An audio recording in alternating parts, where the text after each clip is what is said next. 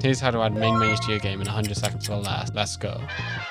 Okay, so first we need to make sure all of our sprites from our main game are hidden when the game starts so we can show the menu. To do this, we'll go to each of our sprites and disconnect their main code from the when green flag clicked block, then add a hide block directly under the when green flag clicked block. We should do this for every object in the game, but do not edit or delete this main code. I'll show you what we need to do with this in a moment. Now press the green flag. You should see all your game sprites should disappear. This is perfect as it gives us a blank canvas to build our menus on. So to build the menu, we're going to keep it quite simple. I'm just going to create some text that says the name of the game, this color match so it's similar to the background. Then I'll add a button for play and a button for exit, which are also in the same style. So now you should have a menu screen with some buttons to click. If you're still working on that, then pause the video now and resume it when you're done. Perfection takes time, so don't worry if you have to pause the video a few times while you're working. Now the screen is built, we need to program the buttons so they work. The first step of this is going to be to make the buttons send out a message to all the other sprites when they are clicked. So go onto your play button, add a when this sprite is clicked block, and add a broadcast message block. We will then create a new message called start game. For our exit button, we'll add the same when this sprite is clicked block, but then put a stop all block underneath it to end the game. The exit button doesn't need to broadcast anything. Now we need to make sure the screen hides itself when we click play. As we're about to hide them, the first step of this will be making sure the buttons and the menu appear again when the green flag is clicked. So add a when green flag click block to all your menu sprites and then add a show block underneath. This shows the menu when the game starts. Now we'll add the functionality for the buttons to hide themselves when clicked. This is very easy. We just add a hide block to the when this sprite is clicked script. But we don't need to do this for the exit button since we're ending the game anyway, so it doesn't really matter if it's shown or hidden. The final step of making the screen disappear is making the other elements on the screen listen for the broadcast from the other button. So to make this work, when we click the play button, we should go to the title text and exit button and add a when I receive message block and add a hide block underneath it. So run your game and ensure the entire screen hides when you press the play button. If the button itself doesn't hide, check you added the hide block in the right place. If one of the other sprites doesn't hide, check you added the when I receive message blocks correctly. And if none of the other sprites hide, then check you added the broadcast message block on the play button and ensure it's set to the right message. Now that the screen hides, we need to make the game start when we hit the play button. To do this, we're just going to connect all the main code to the when I receive message block. So go through all the sprites for your game and drag out a when I receive message block and set it to the start game message and connect it to the main code. Then rinse and repeat until you've done this for all of them. Now you've done that, you should be able to run the game. Click play and play the game. If that isn't working for you, double check you followed all the steps, and if you're still stuck, drop a comment and I'll try and get around to helping you. If you found this video useful, please consider subscribing as it really helps the channel. On screen now is what YouTube reckons is the best video for you.